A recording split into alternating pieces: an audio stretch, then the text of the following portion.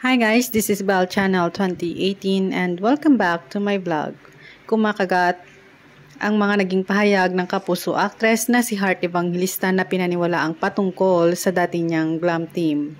Napanood ng ilan ng unang episode ng kanyang New York Fashion Week journey sa kanyang YouTube vlog kung saan makikita ang highlights ng pagrampa niya sa sosyal-lerang event.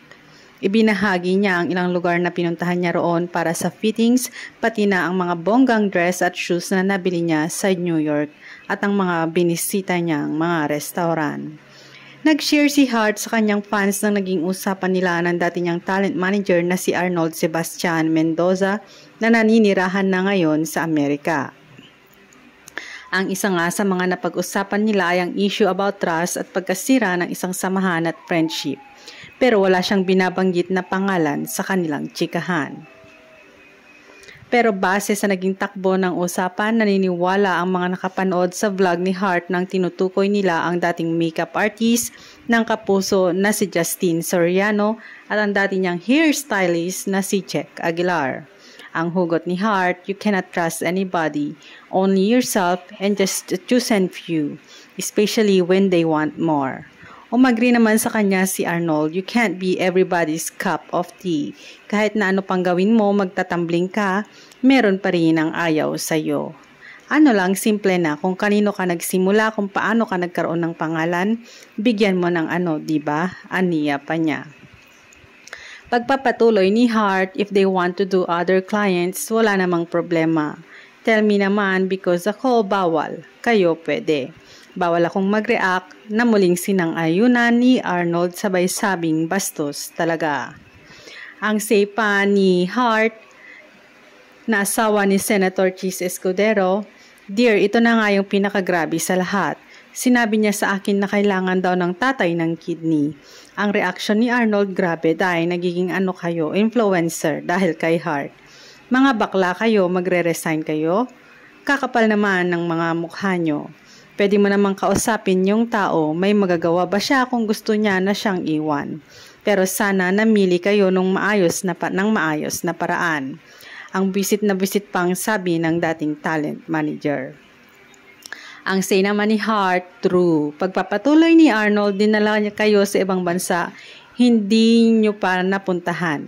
Libre, tapos gusto nyo maglamyerda? Day, trabaho muna. Pwede naman din yung ganon, pero kaya kayo nakilala dahil kay Heart. Tandaan nyo yan. Hindi kayo makikilala kung hindi si Heart yung inayusan nyo, pinaganda nyo.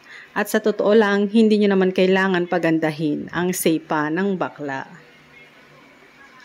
Resback ng friend ni Heart sa mga taong pinag-uusapan nila ang kakapal ng mga mukha nyo na kinukwentahan kayo ni Heart ng mga nararamdaman niya kasi akala niya mga totoo kayong kaibigan. Pero ginawa niyong alas yun, hindi kayo totoong kaibigan.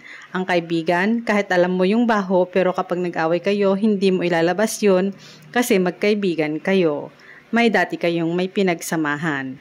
Reaction naman ni Heart, alam nila takot ako. Pero hindi nila akalain kasi na okay lang sa asawa ko na hindi ako perfect. Yung ganon, like akala. Biglang sumingit si Arnold, akala nila forever kanila mahahawakan. Hindi malinaw kung anong baho ang tinutukoy nila pero mukhang may connect ito sa naging issue nila Heart at Cheese bilang mag-asawa na balitang naghiwalay. Patuloy ni Heart, I think they try to cover it up with those things as I come to realize because at the end of the day, the friendship doesn't matter. Because at the back of their minds, they had bigger things that they wanted to do. Samantala, biglang sumingit sa usapan si Cheese. Well, sometimes lessons needs to be experienced personally and not simply listened to and heard.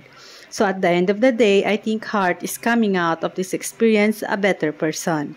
More learned, more experience, more guarded with respect to and who she opens up to and with respect to who she lets in. But trusting, having friends, I think she should not change her character and so far as those two are concerned. Because she is trusting, she is friendly, she tries to be more than a friend to the people around her. I don't think she should change that and mariing pahayag ni Senator. Thanks guys for watching and God bless everyone.